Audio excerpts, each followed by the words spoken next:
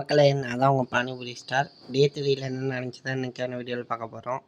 நான் இன்ஸ்டாவில் கமெண்ட் பண்ணியிருந்தேங்க, நீங்கள் போகிறதுக்கு முன்னாடி இடத்த நல்லா கூட்டி விட்டு தண்ணி தெளிச்சிட்டு கடை போடுங்கன்னு. அவங்களுக்காக தான் இந்த வீடியோ. ஆனால் முடிஞ்ச அளவு க்ளீன் பண்ணியிருக்கேன்.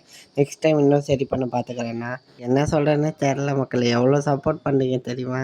ஆனால் சென்னையிலேருந்து ஃபோன் பண்ணி இந்த மாதிரி சிவன் ராத்திரியில் அதில் அவங்க இன்ஸ்டா ஐடி இது பண்ணி ப்ரே மாதிரி பண்ணுற சிவன் கோயில் அப்படின்னு சொல்லியிருந்தாங்க. சத்தியமாக பேச்சே வரல. எனக்கு இவ்வளோ சப்போர்ட் வரணும்னா நான் எதிர்பார்க்கவே இல்லை மக்களே. என்னை நம்பி இவ்வளோ பேர் சப்போர்ட் பண்ணீங்க. ஒரு வீடியோ வந்து 25K போயிருக்கு, ஒரு வீடியோ 15K போயிருக்கு. கண்டிப்பாக நான் உண்மையாக சொல்கிறேன், உங்களுக்கு எந்த இதுவும் நான் ஏமாற்றல மாட்டேன்.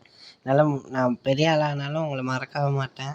இன்றைக்கி என்னோட பெஸ்ட் நாளா இல்லை ஒர்ஸ்ட் நாளான்னு சொல்ல எனக்கு தெரியல.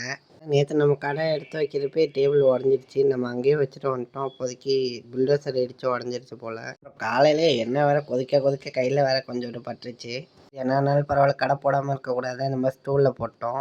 கொஞ்சம் சேல்ஸ் கம்மியாக இருக்கும். சரி நம்ம முடிச்சுட்டு போகலான்னு சொல்லி நம்ம 8:30-9 மணி வரைக்கும் கூட வெயிட் பண்ணிகிட்டு இருந்தோம்.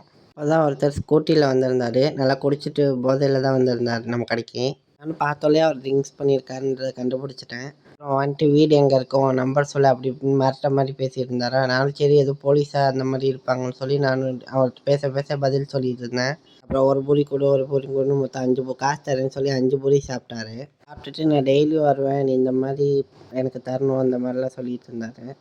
எப்படி ரியாக்ட் பண்ணுறேன்னே தெரில. ஏன்னா இப்போ நம்ம எதுவும் கத்தி சண்டை போட ஒரு நிமிஷம் ஆகாது. நம்ம அடுத்த இப்போ கடை போடணும். அப்புறம் பக்கத்துலலாம் ஃபேமிலிலாம் இருந்தாங்கன்னு சொல்லிட்டு தான் நம்ம பொறுமையாக இருந்தோம். சரி போனால் இந்த 4 பூரியோட போட்டு இனிமேல் வரலன்னா பரவாயில்லன்னு பார்த்தா திருப்பி ஃபோன் அடிக்கிறாரு. அடுத்த நாளும் ஃபோன் பண்ண கடை உடம்பு சரியில்லைன்னு ஒரு நாள் போடல, அப்போயும் ஃபோன் பண்ணுறாரு கடைக்கு வந்துட்டு. என்ன பண்ணுறதுனே தெரில. நீங்களே ஏதாச்சும் சொல்லுங்கள் மக்களே. அவர் நம்பர்லாம் இருக்குது. என்ன பண்ணுறதுன்னு புரியவே மாட்டேங்குது மக்களே.